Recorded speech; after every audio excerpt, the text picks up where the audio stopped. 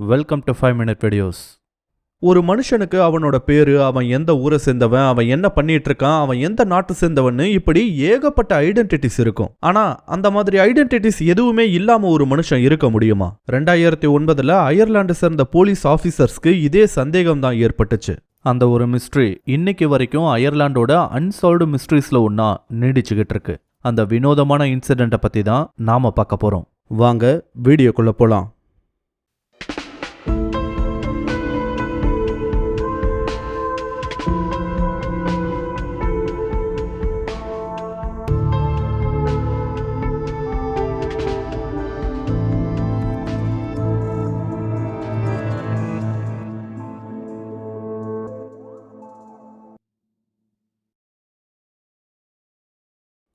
June 17, 2009. அயர்லாண்டோட ஸ்லிகோன்ற ஒரு கடற்கரை நகரத்துல பெருசா டூரிஸ்டுக்கு தெரியாத ராசஸ் பாயிண்ட்ன்ற ஒரு கடற்கரை பகுதியில ஒரு அப்பாவும் பையனும் அன்னைக்கு மார்னிங் 7 மணிக்கிட்ட வாக்கிங் போக வந்திருக்காங்க. ரெண்டு பேரும் அந்த கடற்கரையில நடந்து போய்கிட்டு இருக்கும்போது அந்த பையன் ஒரு வித்தியாசமான காட்சியை பார்க்கறான். அப்படி அவன் அந்த பீச்ல என்ன பார்த்திருக்கான்னா, மணல்ல பாதி புதஞ்ச நிலையில இருந்த ஒரு ஆளை பார்த்திருக்கான். அதுவும் அந்த ஆள் நிர்வாணமா இருந்திருக்கான். இதை பார்த்த உடனே அவனோட அப்பாவை அலர்ட் பண்ணியிருக்கான் அந்த பையன். அதை பார்த்த உடனே அவரும் கன்சர்னிங்கா அந்த ஆள் கிட்ட போய் 2-3 தடவை அந்த ஆளை கூப்பிட்டு பார்த்திருக்காரு. ஆனா அவர்கிட்ட இருந்து எந்த விதமான ரெஸ்பான்ஸும் வரல. ஏதோ தப்பா இருக்குன்றத புரிஞ்சுக்கிட்டவரு உடனடியா போலீஸ்க்கு கால் பண்ணி நடந்ததையெல்லாம் சொல்லி அவங்கள அலர்ட் பண்ணி உடனடியா அங்க வர சொல்லி இருக்காரு. அவங்களும் அந்த ஸ்பாட்டுக்கு அடுத்த 10 நிமிஷத்துக்குள்ளேயே வந்திருக்காங்க.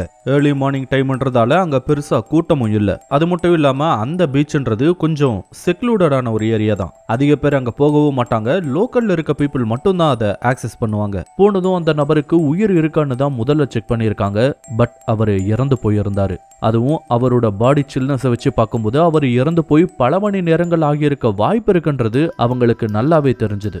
அதுக்கப்புறம் அந்த பாடியை போட்டோ எடுக்கிறாங்க. முதல்ல அந்த பாடியை பார்த்த அப்பா பையன் 2 பேர்கிட்டையும், நீங்க இந்த பீச்சுக்கு எப்போ வந்தீங்க, இந்த பீச்சுக்கு அடிக்கடி வருவீங்களா, இன்னைக்கு நீங்க இந்த இடத்துக்கு வரும்போது சந்தேகப்படும்படி வேற யாராவது இங்க பாத்தீங்களா, இல்ல யாராவது வெளியே போறத பாத்தீங்களான்றது உட்பட பல கேள்விகளை கேட்டிருக்காங்க. அந்த கேள்விகள் எல்லாத்துக்குமே அப்பா பையன் 2 பேரும் பதில் சொல்லி இருக்காங்க. அந்த பாடி கண்டுபிடிக்கப்பட்ட இடத்தை சுத்தி, அதாவது அந்த இடத்துக்கு கொஞ்சம் தள்ளி பேண்ட், ஷர்ட், கோட் மாதிரியான ஆடைகள் கண்டுபிடிக்கப்பட்டிருக்கு. அது மட்டும் இல்லாம அந்த ஆள் கொண்டு போயிருக்கலாம்னு நம்பப்படுற 2 பேக்ஸும் அவங்களுக்கு கிடைச்சிருக்கு. அந்த பேக்ஸையும் திறந்து பார்த்திருக்காங்க. ஆனா அது முழுக்க துணிகள் மட்டும் தான் இருந்திருக்கு. இருந்தாலும் அந்த பேக்ல இருந்த துணிகளுக்கு நடுவுல இல்ல அந்த பேக்லயே வேற ஏதாவது இடத்துல அந்த ஆள் யாருன்னு தெரிஞ்சுக்க ஏதாவது ப்ரூஃப் இருக்கான்னு தேட ஆரம்பிச்சிருக்காங்க. ஆனா அந்த பேக்கை கிழிக்காத குறையா தேடின பிறகும் அந்த ஆள் யாருன்றத பத்தின எந்த விதமான ப்ரூஃபையும் அவங்களால கண்டுபிடிக்கவே முடியல. இதை செக் பண்ணிட்டு இருக்கும்போது தான் இன்னொரு விஷயத்தையும் கண்டுபிடிச்சாங்க. என்னன்னா அந்த கோட் ஷூட் எல்லாமே ரெடிமேடா வாங்கினது கிடையாது, டெய்லர் கிட்ட கொடுத்து ஸ்டிச் செய்யப்பட்டவை. அப்படின்னா கண்டிப்பா அதை யாரு ஸ்டிச் பண்ணாங்கன்றதுக்கான அடையாளங்கள் இருக்கும். அப்படி ஏதாவது கிடைக்கதான்னு பார்த்திருக்காங்க. ஆனா அந்த அடையாளங்கள் எல்லாமே ரிமூவ் செய்யப்பட்டிருந்துச்சு. ஸோ ஆரம்பத்திலேயே அவங்களுக்கு ஏதோ தப்பா இருக்கேன்னு தோணி இருக்கு. அடுத்த கட்டமா அவரோட உடலை மெடிக்கல் எக்ஸாமினேஷனுக்கு அனுப்பி வைக்கிறாங்க. அங்க அந்த இறந்து போன நபருக்கு உடனடியாக அட்டாப்சி பண்ணல. 2 நாள் கிட்ட ஆகியிருக்கு. அது வரைக்கும் டைமை வேஸ்ட் பண்ணிக்கிட்டு இருக்க முடியாது இல்லையா? சோ போலீஸ் இறந்து போன நபரை பத்தின தேடுதலை ஆரம்பிச்சிருக்காங்க. அப்படி அவங்க தேட ஆரம்பிக்கும் போதுதான் இறந்து போன அந்த நபரை பத்தின மர்மமான தகவல்கள் ஒன்னு பின்னாடி ஒன்னா அவங்களுக்கு தெரிய ஆரம்பிச்சது. அவங்க இன்வெஸ்டிகேஷன் நடத்திக்கிட்டு இருந்த அதே டைம்ல இறந்து போன நபருக்கு அட்டாப்சி மேற்கொள்ளப்படுது. அதுல கிடைச்ச தகவல்கள் இந்த மர்மத்தை இன்னுமே அதிகமாக்கி இருக்கு. அது என்னன்றத கொஞ்சம் பின்னாடி பார்க்கலாம். அயர்லாந்து போலீஸ் இறந்து போன அந்த நபரை பத்தி தேடினதுல அப்படி என்னதான் கண்டுபிடிச்சாங்க? ஏன் இந்த இறப்பு இப்போ வரைக்கும் அயர்லாண்டோட ஒரு அன்சால்வ்டு மிஸ்ட்ரியா தொடர்ந்துகிட்டே வருது? அதையெல்லாம் இப்போ ஒன்னொன்னா பார்க்கலாம். இந்த கேஸோட ஆரம்பத்துல போலீஸ்க்கு தெரிஞ்சிருந்த ஒரே தகவல் என்னன்னா, இறந்து போன அந்த நபர் ஸ்லிகோ பகுதியை சேர்ந்தவர் கிடையாதுன்றது மட்டும் உறுதியாவே அவங்களுக்கு தெரிஞ்சிருக்கு. மேபி இறந்து போனது ஒரு டூரிஸ்டா இருக்க வாய்ப்பு இருக்குன்னு நினைச்சாங்க. இதுதான் அவங்க கிட்ட இருந்த முதல் தகவல். இந்த ஒரு தகவலை வச்சுட்டு மட்டுமே தேடுறது அயர்லாந்து போலீஸ்க்கு, அதுவும் ஸ்லிகோ பகுதியை சேர்ந்த போலீஸ்க்கு அவ்வளோ ஈஸியா இல்லை. ரொம்ப பெரிய தேடலுக்கு அப்புறமா போலீஸ் அந்த நபரோட பேரை தான் முதல்ல கண்டுபிடிச்சாங்க. அந்த நபரோட பேரு பீட்டர் பெர்க்மேன். ஆனா அதுதான் அந்த நபரோட உண்மையான பேரான்னு கேட்டா கிடையாது. அந்த நபரோட உண்மையான பேர் என்னன்றது இப்போ வரைக்கும் யாருக்குமே தெரியாது. அப்போ எப்படி இவரோட பேரை பீட்டர் பெர்க்மேன் சொன்னாங்கன்னு உங்களுக்கு ஒரு கேள்வி வருதுல்ல? அந்த கேள்விக்கான பதில் போக போக உங்களுக்கே தெரியும். முதல்ல இவர் எங்கிருந்து வந்தாருன்றத பார்க்கலாம். போலீஸ் தேடிட்டு போனதுல அயர்லாண்டோட டெரின்ற ஒரு பகுதியிலிருந்து பஸ் மூலமா இந்த கடற்கரை டவுனான ஸ்லிகோவுக்கு வந்திருக்காரு இந்த பீட்டர் பெர்க்மன். இது நடந்தது 2009ஆம் ஆண்டோட ஜூன் 12ஆம் தேதி. ஸ்லிகோவுக்குள்ள வந்து இறங்குனதும் முதல்ல கண்லப்பட்ட ஒரு ஹோட்டலுக்கு போய் சில நாட்கள் தங்குவதற்கு ரூம் இருக்கான்னு தான் முதல்ல கேட்டிருக்காரு. ஆனா அவர் அப்ரோச் பண்ண ஹோட்டல்ல அந்த நேரம்னு பார்த்து ரூம் எதுவுமே இல்ல, எல்லாமே ஃபுல்லா இருந்திருக்கு. அடுத்ததா பக்கத்திலேயே இருந்த ஸ்லிகோ ஹோட்டலுக்கு வந்து அங்க சில நாட்கள் தங்குவதற்கு ரூம் கிடைக்குமான்னு கேட்டிருக்காரு.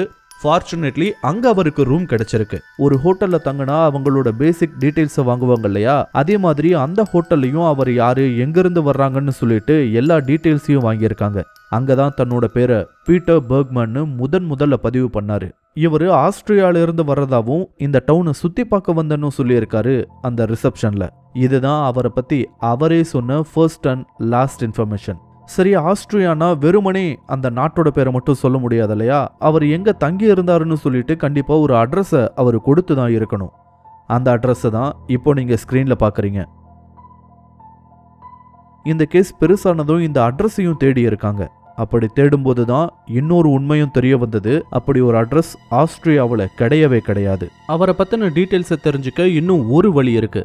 அதுதான் அவர் ஹோட்டல் பில்லை செட்டில் பண்ண பயன்படுத்தின பேமெண்ட் மெத்தட். ஒருவேளை அவர் மட்டும் ஏதாவது கிரெடிட் கார்டு மூலமாவோ இல்ல டெபிட் கார்டு மூலமாவோ பேமெண்ட்டை பண்ணி இருந்தா கண்டிப்பா அந்த டிரான்சாக்ஷனை ட்ரேஸ் பண்ணி அந்த அக்கௌண்ட் யார் பேர்ல இருக்குன்றத வச்சு அவர் யாருன்றதையும் ஆல்மோஸ்ட் கண்டுபிடிச்சிருக்க முடியும். ஆனா அங்கேயும் அவங்களுக்கு ஏமாற்றம் தான் காத்து இருந்துச்சு. ஏன்னா ஸ்லிகோவுக்குள்ள வந்து இறங்கினதுல இருந்து அவர் பயன்படுத்தின எல்லா சர்வீசஸ்க்கும் அவரு full and full cash transactions மட்டும் தான் செஞ்சிருந்தாரு. தன்னை யாரும் ட்ரேஸ் அவுட் பண்ணிட கூடாதுன்றதுக்காகவே இப்படி முழுக்க பணத்தை மட்டுமே பயன்படுத்தி இருக்காரு அந்த மனுஷன். இத கொஞ்சம் கூட ஸ்லிகோ போலீஸ் டிபார்ட்மெண்ட் எதிர்பார்க்கவே இல்லை. பேரு ஃபேக், கொடுத்த அட்ரஸ் ஃபேக், டிஜிட்டல் டிரான்சாக்ஷன்ஸ் எதையுமே பண்ணாம முழுக்க கேஷை மட்டுமே பயன்படுத்தினது, இப்படி எல்லாமே கான்ட்ரோவர்ஷியலான விஷயங்கள். இந்த ஆள் யாருன்னு கண்டுபிடிக்க எந்த ஒரு க்ளூவும் கிடையாது. அப்போ யார் இந்த மனுஷன்? ஸ்லிகோவுக்கு இவர் வரவேண்டிய காரணம் என்ன? ஒருவேளை இவருக்கு பின்னாடி வேற ஏதாவது விஷயம் இருக்கா? இதை பத்தியெல்லாம் தான் போலீஸ் அடுத்ததா விசாரிக்க ஆரம்பிச்சிருக்காங்க.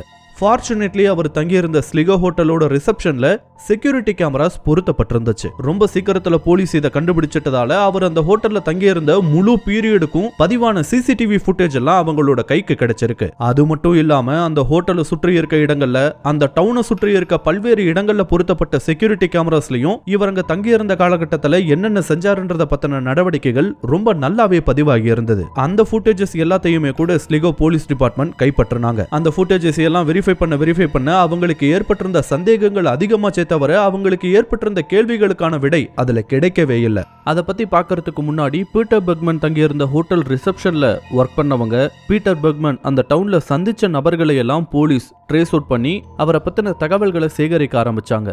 லைக் அந்த நபரோட நடவடிக்கைகள் எந்த மாதிரி இருந்துச்சு, சந்தேகப்படும்படி அவர் ஏதாவது செஞ்சாரா இல்ல ஏதாவது இடத்துக்கு போனாரான்னு சொல்லிட்டு பிசிக்கலி அவரை பார்த்த நபர்கள் கிட்ட முதல்ல இன்வெஸ்டிகேட் பண்ணி இருக்காங்க. அதுல அவர் அதிகப்படியா பேசினது அவர் தங்கியிருந்த ஹோட்டல் ரிசப்ஷன்ல இருந்த நபர்கள் கிட்ட தான். அவங்க கிட்ட விசாரிக்கும் போது அவங்க என்ன சொல்லியிருக்காங்கன்னா, அவரை பார்க்கும்போது ஒரு 50 வயசுக்கு மேல இருக்கலான்ற மாதிரியான தோற்றத்தை கொண்ட ஒரு நபரா இருந்திருக்காரு. அவரோட உயரம் ஆல்மோஸ்ட் 5 அடி 10 அங்குலம் கிட்ட இருந்திருக்கலாம். ஒல்லியான ஒரு நபர் தான். அவரோட பேச்சு எந்த மாதிரி ஆக்சென்ட்ல இருந்துச்சுன்னா ஒரு திக் ஆஸ்திரியன் ஆக்சென்ட்ல இருந்ததை அவங்க நோட்டீஸ் பண்ணியிருக்காங்க. இதை தாண்டி மற்றபடி ஒரு கெஸ்ட் வழக்கமா ஒரு ஹோட்டல் ரிசப்ஷன்ல வேலை செய்யறவங்க கிட்ட எந்த மாதிரியான கேள்விகளை கேட்பாங்களோ அதையே தான் இவரும் கேட்டிருக்காரு. அதை தாண்டி அவங்க வேற எதையுமே நான் அவர் கூட பேசலன்னு சொல்லியிருக்காங்க ஸ்லிகோ சிட்டி ஹோட்டலோட ரிசப்ஷன்ல ஒர்க் பண்ணவங்க எல்லாருமே. சரி, அவர் அங்க தங்கியிருந்த சமயத்துல ஏதாவது சந்தேகப்படும்படியான நிகழ்வுகள் நடந்துச்சான்னு போலீஸ் கேட்டதுக்கு அப்படி எதுவுமே நடக்கலன்னு சொல்லியிருக்காங்க. இதை தாண்டி வேறு சில நபர்கள் கிட்டையும் விசாரணை நடத்தப்பட்டிருக்கு. அதை பத்தி எல்லாம் போக போக பார்க்கலாம். ஒரு போலீஸ் டீம் இதையெல்லாம் செஞ்சு வந்த அதே வேளையில இன்னொரு டீம் அந்த சிசிடிவி ஃபுட்டேஜ் எல்லாம் செக் பண்ண ஆரம்பிச்சாங்க. அந்த ஃபுட்டேஜ் எல்லாம் செக் பண்ணும்போது அவங்க கவனிச்ச முதல் விஷயம், அவர் செக்யூரிட்டி கேமராஸை பார்த்து எந்த விதத்திலையும் சலனமடைஞ்ச மாதிரியே தெரியல. ஹோட்டல்லே ஆகட்டும் இல்ல வெளியவாகட்டும் அவர் எந்த விதமான தடுமாற்றமும் சலனமும் இல்லாம அவர் போக நினைச்ச இடத்துக்கெல்லாம் போயிட்டு வந்திருக்காரு. முதல்ல பார்க்கும்போது அவர் எந்த இடத்துலையும் சந்தேகப்படும்படியான எந்த நடவடிக்கைகள்லையும் ஈடுபட்ட மாதிரியே தெரியல. அப்புறம் அந்த ஃபுட்டேஜை திரும்ப போட்டு பார்க்கும்போது தான் சில ஆடான விஷயங்கள் அவங்களோட கண்ணில் பட ஆரம்பிச்சுது. அந்த செக்யூரிட்டி ஃபுட்டேஜ் எல்லாம் செக் பண்ணும்போது பீட்டர் பெர்க்மேன் கொண்டு வந்த அவரோட பிலாங்கிங்ஸ் மேல தான் முதல்ல அவங்களோட கவனம் போயிருக்கு. கிடைச்ச தகவல்களை வச்சு பார்க்கும்போது ஜூன் 12ஆம் தேதி தான் இவரு இந்த ஸ்லிகோ டவுனுக்குள்ள என்டர் ஆயிருக்காரு. அண்ட் அன்னைக்கு ஈவினிங் தான் அவருக்கு அந்த ஸ்லிகோ சிட்டி ஹோட்டல்ல ரூமும் கிடைச்சிருக்கு. அடுத்த 3 நாட்கள், அதாவது ஜூன் 13, 14, 15ன்னு 3 நாட்கள் அவர் அந்த ஹோட்டல் ரூம்ல தான் தங்கி இருந்திருக்காரு. 15ஆம் தேதி ஆஃப்டர்நூனுக்கு மேல தான் அந்த ரூமை அவர் வெக்கேட் பண்ணியிருக்காரு. இந்த ஆல்மோஸ்ட் 3 நாள் டைம்ல நிறைய முறை அவரு ஹோட்டல் ரூமுக்கு வர்றதும் வெளியே போறதுமா இருந்திருக்காரு. அப்படி அவர் ஹோட்டல்ல இருந்து வெளியே போற ஃபுட்டேஜ் எல்லாம் செக் பண்ணும்போது தான் அந்த பர்பிள் கலர் பேக் அவங்களோட கவனத்தை ஈர்த்திருக்கு. அது ஏதோ ஃபேன்சியான லெதர்ல செய்யப்பட்ட ஒரு பேக்லாம் கிடையாது. அது வெறும் பர்பிள் கலர்ல இருந்த ஒரு பிளாஸ்டிக் கேரி பேக் தான். இந்த பிளாஸ்டிக் பேக் தான் அவங்களோட கண்ணில் பட்ட முதல் சந்தேகத்திற்குரிய பொருள். எப்படின்னா ஒவ்வொரு முறை இவர் ஹோட்டலை விட்டு வெளியே போகும்போதெல்லாம் அந்த பர்பிள் பேக் நிறைய எதையோ வெளியே கொண்டு போறாரு. அந்த பேக் அவர் ஹோட்டலை விட்டு வெளியே கொண்டு போற ஃபுட்டேஜ் நல்லாவே பதிவாகி இருக்கு. ஆனா அவர் திரும்பி வரும்போது வெறும் கையை வீசிட்டு தான் வந்திருக்காரு. மேபி அந்த பிளாஸ்டிக் பேக்கை மடிச்சு அவரோட பேண்ட் பாக்கெட்ல வச்சுட்டு வந்திருக்காருன்னு சொல்றாங்க. ஆனா அந்த பர்பிள் கலர் பேக்ல என்ன இருந்துச்சு, என்ன வெளியே கொண்டு போனாரு, அதை என்ன பண்ணாருன்னு சொல்லிட்டு எதுவுமே கண்டுபிடிக்க முடியல. இந்த கேஸை ஃபாலோ பண்ண நிறைய பேர் இது சம்பந்தமா ஒரு விஷயத்த மட்டும் சொன்னாங்க. என்ன சொன்னாங்கன்னா, he was disposing something. வெளியே யாருக்குமே தெரியாத ஏதோ ஒரு விஷயத்தை அவர் மறைக்க பார்த்திருக்காரு. ப்ராபப்ளி அது ஒரு பொருளா இருக்கலாம், இல்ல முக்கியமான தகவல்களை கொண்ட பேப்பரா கூட இருக்கலாம். அதையெல்லாம் எங்கேயாவது கொண்டு போய் பத்திரமா டிஸ்போஸ் பண்ணிட்டோ ஏன் எரிச்சிட்டோ கூட வந்திருக்கலாம், யாருக்கு தெரியும். ஆனா அந்த பர்பிள் கலர் பேக்ல என்ன கொண்டு போனாருன்றது கடைசி வரைக்கும் மர்மமாவே நீடிச்சிருச்சு. இது பீட்டர் பெர்க்மேன் கேஸ்ல கண்டுபிடிக்கப்பட்ட முதல் விஷயம். இறந்து போன பீட்டர் பெர்க்மேனால் செய்யப்பட்ட சந்தேகத்திற்குரிய நடவடிக்கைகள்ல இரண்டாவது விஷயம், அவரு ஸ்லிகோ டவுன்ல அமைஞ்சிருந்த போஸ்ட் ஆபீஸ்க்கு போனது. ஒரு மனுஷன் போஸ்ட் ஆபீஸ்க்கு போனதுக்கு பின்னாடி எல்லாம் என்ன சந்தேகம் இருக்கலான்னு ஒரு கேள்வி தோணுதுல்ல. ஆனா அவர் அங்க போய் என்ன பண்றாருன்றதுல விஷயம் இருக்கு. ஒரு சில டூரிஸ்ட் என்ன பண்ணுவாங்கன்னா, அவங்க போற இடத்தோட நினைவா அங்க இருந்து அவங்களோட சொந்த அட்ரஸ்க்கு ஒரு லெட்டர் அனுப்புவாங்க. அந்த லெட்டர்ல அந்த நாட்டோட ஸ்டாம்ப் ஒட்டப்பட்டிருக்கும். இதை மெமரிஸ்க்காக ஒரு கலெக்ஷன் மாதிரி அவங்க சேவ் பண்ணிட்டு வருவாங்க. இதை எல்லாருமே செய்வாங்கன்னு சொல்ல முடியாது. இன்ட்ரெஸ்ட் இருக்க ஒரு சிலர் மட்டும் இதை ஒரு ஹாபியா வச்சிருப்பாங்க. இறந்து போன பீட்டர் பெர்க்மேனும் அந்த மாதிரி ஏதாவது தன்னோட வீட்டுக்கு போஸ்ட் கார்டு அனுப்பதான் இவர் அந்த போஸ்ட் ஆஃபீஸ்க்கு போனாரான்னு பார்த்தா அதுதான் இல்ல.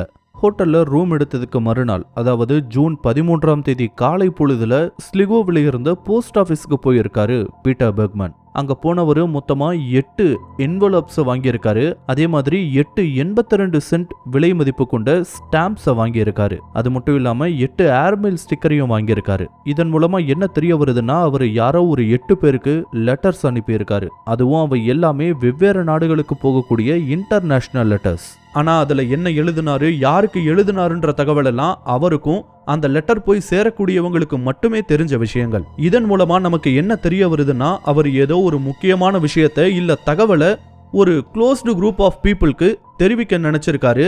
அண்ட் அதை சக்சஸ்ஃபுல்லா தெரிவிக்கவும் செஞ்சிருக்காரு போல. அப்போ இது எல்லாமே அவரால் முன்கூட்டியே பக்காவா பிளான் பண்ணி மேற்கொள்ளப்பட்ட விஷயங்கள் தானா?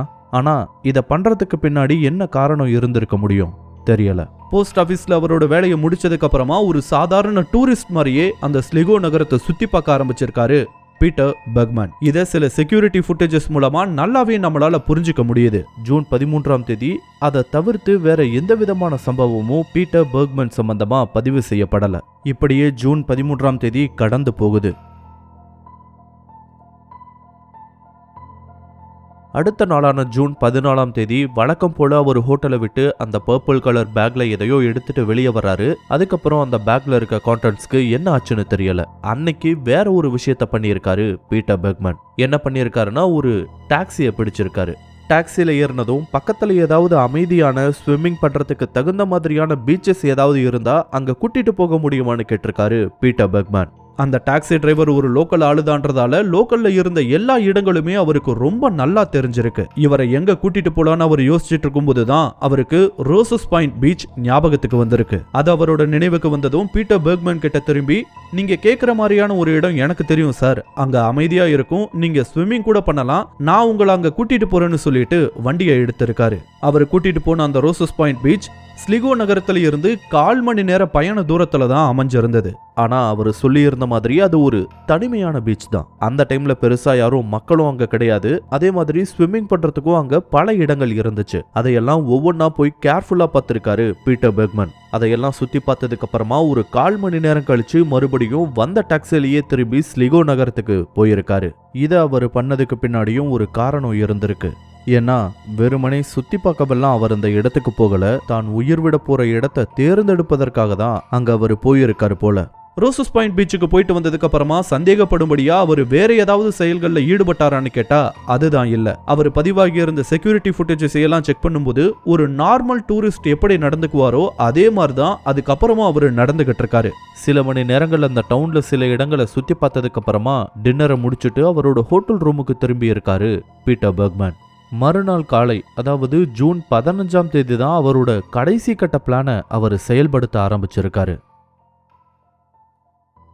ஜூன் 15ஆம் தேதி காலையிலேயே அந்த ஹோட்டலோட ரிசப்ஷனுக்கு போய் இன்னைக்கு நான் வெக்கேட் பண்ணிக்கிறேன், பில்லை ரெடி பண்ணுங்கன்னு சொல்லியிருக்காரு ரிசப்ஷன்ல இருந்தவங்க கிட்ட. அவங்களும் பில்லை ரெடி பண்ண ஆரம்பிச்சிருக்காங்க. அண்ட் அன்னைக்கு மதியம் போல அவர் அந்த ஹோட்டலையும் வெக்கேட் பண்ணியிருக்காரு. வெக்கேட் பண்ணிட்டு போகும்போது ஃபுல் அண்ட் ஃபுல் கேஷ்ல தான் அவர் அந்த பேமெண்ட்டை பண்ணி இருக்காரு. அண்ட் அவர் வெக்கேட் பண்ணிட்டு போகும்போது அவரோட கையில 2-3 பேக்ஸும் இருந்திருக்கு. அதுவும் குறிப்பா பர்பிள் கலர் பிளாஸ்டிக் பேக்கும் இருந்திருக்கு, அதுவும் ஃபுல்லா. அவர் அந்த ஹோட்டல்ல இருந்து வெளியே வர்ற வரைக்குமான வீடியோ ஃபுட்டேஜ்ல அந்த எல்லா பேக்ஸும் இருந்திருக்கு. இது நடந்து 1 மணி நேரம் 2 மணி நேரத்துக்கு அப்புறமா அவர் ஒரு சின்ன ரெஸ்டாரண்ட்க்கு போயிருக்காரு. அங்க அவர் பெருசா எதுவும் சாப்பிட்ட மாதிரி தெரியல. ஆனா அங்க அவர் வந்தப்போ அவரோட கையில பர்பிள் கலர் கேரி பேக் எதுவுமே இல்ல. அதே மாதிரி அவர் கொண்டு வந்த பேக்ஸ்லயும் ஒன்னு மிஸ் ஆகி இருந்தது. அதை வச்சு பார்க்கும்போது ஸ்லிகோ நகரத்துல எங்கேயோ அதை டிஸ்போஸ் பண்ணியிருக்காருன்றத புரிஞ்சுக்க முடியுது. ஆனா அது எங்க டிஸ்போஸ் பண்ணாரு, அதுக்குள்ள என்ன இருந்ததுன்னு கடைசி வரைக்கும் தெரிய வரல. ரெஸ்டாரண்ட்க்கு வந்து உட்காந்தவர் ஒரு சின்ன துண்டு பேப்பர்ல ஏதோ எழுதி இருக்காரு. அண்ட் அதையும் கொஞ்ச நேரத்திலேயே கசக்கி போட்டுட்டாரு. ஸ்லிகோ நகரத்துக்குள்ள அவர் இருந்த வரைக்கும் அவரோட செயல்பாடுகள்ல ஆல்மோஸ்ட் 80% அந்த நகரத்தில் இருக்க பல்வேறு கேமராஸ்ல பதிவாகி இருந்தது. ஆனா மீதி இருந்த 20% தான் ஒரே மர்மமாயிருக்கு. அவர் குறிப்பிட்ட சில கால இடைவெளிகள்ல எங்க போனாரு, அவர் கொண்டு வந்த அந்த பர்பிள் பேக்ல என்ன இருந்தது, அதையெல்லாம் எங்க டம்ப் பண்ணாரு, இப்படி பல்வேறு கேள்விகளுக்கு விடையே தெரியல. ரெஸ்டாரண்ட்ல இருந்து வெளியே வந்ததும் அவர் ஒரு பஸ்ல ஏறி இருக்காரு. பஸ்ல ஏறினவர் நேரா போய் இறங்கின இடம் ரோசஸ் பாயிண்ட். அங்க அவர் போகும்போதெல்லாம் ஆல்மோஸ்ட் ஈவினிங் ஆகி இருந்தது. ஈவினிங் டைம்லயும் மார்னிங் டைம்லயும் தான் அந்த பீச்ல கொஞ்சம் கூட்டம் இருக்கும். அண்ட் அந்த டைமுக்கு தான் இவர் கரெக்டா அங்க போகவும் செஞ்சிருக்காரு. அந்த பீச்சுக்கு புதுசா போன இவரை டெய்லியும் அங்க போறவங்க கவனிக்கவும் செஞ்சிருக்காங்க. சிலர் எப்படி பார்த்திருக்காங்கன்னா, கடல் அலைகள் காலை வந்து தொடர இடத்துல இவர் ரொம்ப நேரம் நின்றுட்டு இருந்ததை சிலர் கவனிச்சிருக்காங்க. இன்னும் சிலர் எப்படி அவரை பார்த்திருக்காங்கன்னா, இடுப்பளவு தண்ணி நின்னுகிட்டு இருந்ததை பார்த்திருக்காங்க. அதுக்கப்புறம் இருட்டிட்டதால அவருக்கு என்ன நடந்ததுன்னு தெரியல. அப்படி இருக்கும்போதுதான் அந்த பீச்சில் அவர் மறுநாள் காலையில பிணமா கண்டெடுக்கப்பட்டாரு. இவரோட செயல்களை வச்சு பார்க்கும்போது இது ஏதோ எதிர்ச்சியா நடந்த மாதிரி எல்லாம் தெரியல. கண்டிப்பா இதை பக்காவா பிளான் பண்ணி எக்ஸிக்யூட் பண்ண மாதிரி தான் இருக்கு. ஆனா அதை அவர் ஏன் பண்ணியிருக்கணும்? தன்னோட தனிப்பட்ட அடையாளத்தை தான் இறப்பதற்கு முன்னாடி அழிச்சாகணும்னு அப்படி என்ன அவசியம் அவருக்கு ஏற்பட்டிருக்கும்? தன்னோட ஃபேமிலி ஃப்ரெண்ட்ஸ் யாருக்குமே தன்னோட முடிவு தெரிய வேணான்னு இப்படி பண்ணாரா? அதே மாதிரி இவரோட ஃபேமிலி ஆகட்டும், ஃப்ரெண்ட்ஸ் ஆகட்டும், இவர் கூட வேலை செஞ்ச கொலீக்ஸ் ஆகட்டும், இல்ல அவரை தெரிஞ்ச யாராகட்டும் இவர் காணாம போயிட்டதா ஆஸ்திரேலியாவிலேயோ, இல்ல அவரோட நேட்டிவா இருக்கலான்னு சந்தேகப்படுற ஜெர்மனிலேயோ, இல்ல ஒட்டுமொத்த யூரோப்லயோ இவர் காணாம போயிட்டாரு, இவரை தேடுறோன்ற மாதிரி எந்த விதமான போலீஸ் கம்ப்ளைண்ட்டையும் கொடுக்கலையே. ஏன்? அதுக்கு பின்னாடி என்ன காரணம் இருக்க முடியும்? ஒருவேளை அவங்களுக்கும் இவரோட முடிவு பத்தி தெரியுமோ என்னமோ, இல்ல ஒருவேளை அவருக்கு ஃபேமிலி ஃப்ரெண்ட்ஸ்னு யாருமே கிடையாதா? அப்போ இவரோட உண்மையான அடையாளம் தான் என்ன? இப்படி இவர் சம்பந்தமான தகவல்கள் எல்லாமே மர்மமாவே இருக்கு இப்ப வரைக்கும். இவரோட பாடியை ரொம்ப நாள் வச்சிருந்ததுக்கு அப்புறமா ஸ்லிகோ நகர நிர்வாகமே அவருக்கு இறுதி மரியாதையை செலுத்தி ஒரு அன்மார்க்டு கிரேவ்ல புதைச்சிருக்காங்க. பீட்டர் பெர்க்மன் யாருன்றது இப்போ வரைக்கும் தெரியலனாலும் இவர் யாரா இருக்கலாம், இவர் தற்கொலை பண்ணிக்கிட்டதுக்கு பின்னாடி என்ன காரணங்கள் இருக்கலாம்னு சொல்லி நிறையவே தியரிஸ் சொல்லப்பட்டிருக்கு. அதுல முக்கியமான சில தியரிஸை மட்டும் இப்போ நம்ம பார்க்கலாம். பீட்டர் பெர்க்மனோட உடலை போஸ்ட்மார்ட்டம் பண்ணும்போது அவருக்கு புரோஸ்டேட் கேன்சர் இருந்தது கண்டுபிடிக்கப்பட்டுச்சு. அதுவும் அந்த கேன்சர் 4வது ஸ்டேஜ்ல இருந்துச்சு. இதனால அந்த கேன்சர் எலும்புகள் வரைக்கும் பரவி இருந்தது. இது இல்லாம அவருக்கு ஒரு கிட்னி தான் செயல்பட்டு வந்திருக்கு, இன்னொரு கிட்னி ஃபெயிலியர் ஆகி இருந்தது. அதோட சேர்த்து அவருக்கு 2 முறை ஹார்ட் அட்டாக் ஏற்பட்டதற்கான அறிகுறிகளையும் அவங்க கண்டுபிடிச்சாங்க. சோ லிட்டரலி பார்க்கும்போது பீட்டர் பெர்க்மன் கொஞ்சம் கொஞ்சமா இறந்துகிட்டு இருந்தாரு. நாம எப்படியும் சாக போறோம்னு அவருக்கு ரொம்ப நல்லாவே தெரிஞ்சிருக்கும். அதனால தன்னோட முடிவை தானே தேடிக்கிறதுக்காக தான் ஸ்லிகோ நகரத்துக்கு வந்திருக்கலான்ற ஒரு தியரியும் சொல்லப்படுது. ஆக்சுவலா இது உண்மையா இருக்கவும் வாய்ப்புகள் இருக்கு. ஏன்னா ஸ்லிகோவுக்கு வந்ததுக்கு அப்புறம் அவருக்கு இருந்த பிரச்சனைகளுக்காக அவரு மருந்துகளை எடுத்துக்கிட்டதுக்கான அடையாளங்களையே அவரோட பாடியில பார்க்க முடியல. அப்படி ஏதாவது ஒரு மருந்து எடுத்துக்கிட்டு இருந்தா கண்டிப்பா அவரோட சிஸ்டம்ல அதுக்கான ட்ரேசஸ் இருந்திருக்கும். ஆனா அப்படி எந்த விதமான மருந்துகளும் போஸ்ட்மார்ட்டம்ல கண்டுபிடிக்கப்படல. சோ ஒரு தெளிவான முடிவோட இதை அவர் செஞ்சிருக்க வாய்ப்புகள் அதிகமாவே இருக்கு. ஆக்சுவலா அப்படிப்பட்ட பிரச்சனைகள் இருக்கவரோட பெர்ஸ்பெக்டிவ்ல இருந்து பார்த்தா இந்த ஒரு தியரி நிஜமா இருக்க அதிக வாய்ப்புகள் இருக்கு. ஏன்னா அவங்களுக்கு எப்படியும் நாம சாக போறோன்றது தெரியும். அப்படி இருக்கும்போது எதுக்கு நம்மளோட ஃபேமிலி ஃப்ரெண்ட்ஸை எல்லாம் தேவையில்லாம காயப்படுத்திட்டு இருக்கணும்ன்றதுக்காக ஒரு சிலர் தானாவே அங்கிருந்து விலகி வந்துருவாங்க. எல்லாருமே இப்படி ஒரு முடிவை எடுப்பாங்கன்னு சொல்ல முடியாது.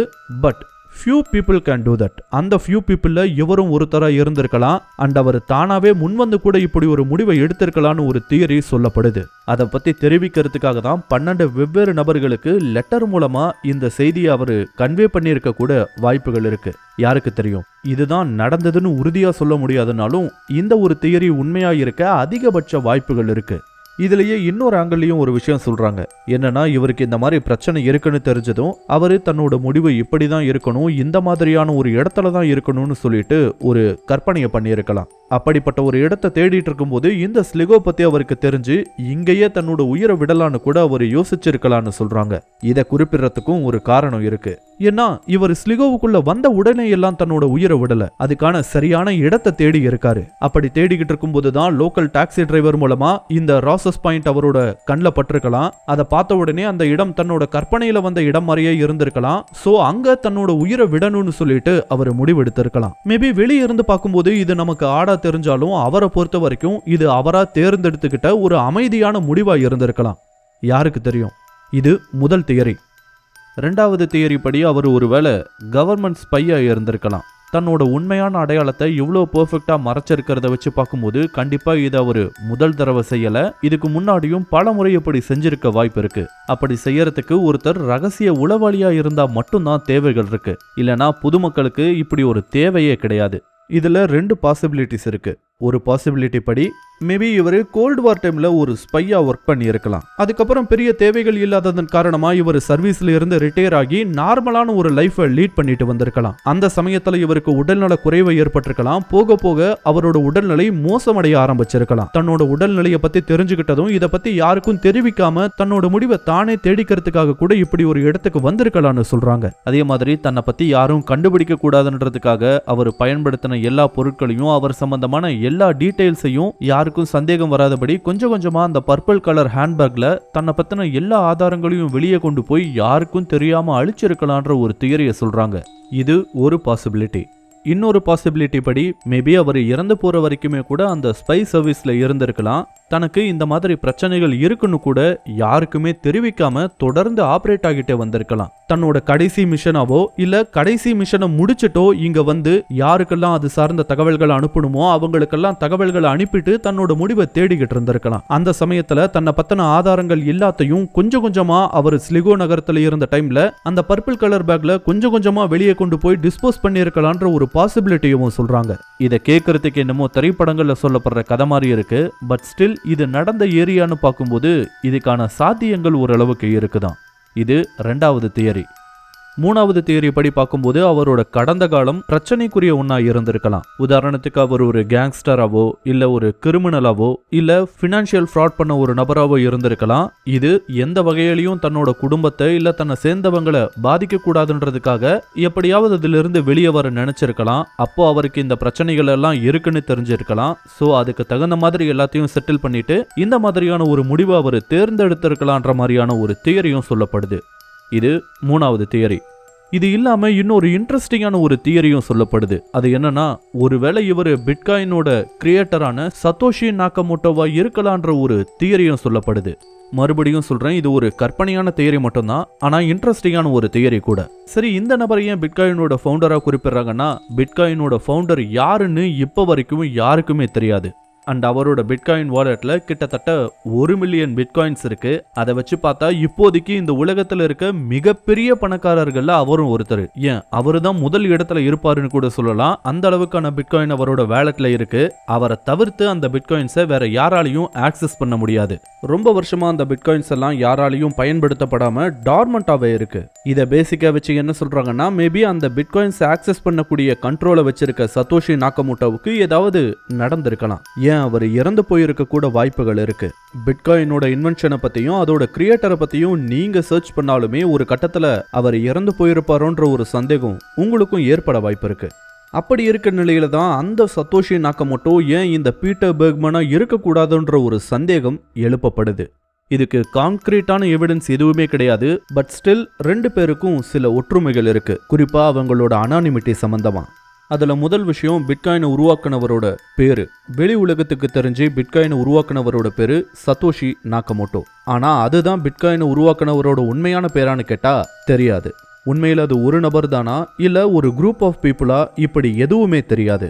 ஸோ சத்தோஷி நாக்கமோட்டோவை யாரும் பார்த்ததும் கிடையாது, அது அவரோட உண்மையான பேரும் கிடையாது. அதை உருவாக்குனவரோட ஐடென்டிட்டி இப்போ வரைக்குமே அனானிமஸாக தான் இருக்கு.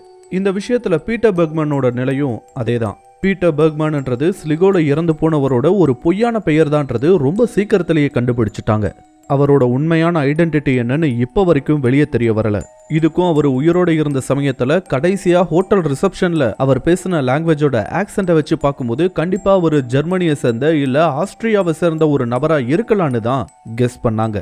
அதை வச்சு ஆஸ்திரியா முழுக்க, ஜெர்மனி முழுக்க, ஏன் ஒரு கட்டத்துல யூரோப் முழுக்கவே இந்த பீட்டர் பெர்க்மனை பத்தின செய்திகள் வெளியாக ஆரம்பிச்சது. ஆனா யாருமே இவர் எனக்கு தெரியும்னு கிளைம் பண்ணிட்டு முன்வரவே இல்லை. ஸோ இந்த வகையில் பார்க்கும்போது பீட்டர் பெர்க்மனும் ஒரு மர்மமான நபர் தான். இப்படி இருக்க வெகு சில ஒற்றுமைகளை வச்சு பார்க்கும்போது பிட்காயினை கிரியேட் பண்ண அந்த சத்தோஷி நாக்கமோட்டோ ஏன் இந்த பீட்டர் பெர்க்மனா இருக்கக்கூடாதுன்ற ஒரு சந்தேகம் எழுப்பப்படுது. ஆனா மறுபடியும் சொல்றேன், இது வெறும் தியரி தான். இதை சாலிடா பேக் பண்ற அளவுக்கு எந்த விதமான ப்ரூஃபும் இது வரைக்கும் கிடைக்கல. அண்ட் எதிர்காலத்திலையும் கிடைக்குமான்னு தெரியல. ஸோ இவையெல்லாம் தான் மர்மமான முறையில் இறந்து போன பீட்டர் பெர்க்மன் யாரா இருக்கலான்றதுக்கு பின்னாடி சொல்லப்படுற தியரிஸ். இதையெல்லாம் கேட்கும்போது அந்த பீட்டர் பெர்க்மன்ன்ற மர்ம மனிதன் யாரா இருக்குன்னு உங்களுக்கு தோணுது? உங்களோட கருத்துக்களை மறக்காம கமெண்ட்ஸ்ல சொல்லுங்க. இந்த வீடியோ உங்களுக்கு பிடிச்சிருந்தா லைக் பண்ணுங்க, கமெண்ட் பண்ணுங்க, ஷேர் பண்ணுங்க. இதே மாதிரியான புதிய வீடியோக்களை பார்க்க மறக்காம 5 Minute Videos சேனலுக்கு சப்ஸ்கிரைப் பண்ணுங்க. அண்ட் மறக்காம நோட்டிஃபிகேஷன் பெல் ஐகானையும் கிளிக் பண்ணி விடுங்க. தேங்க்யூ.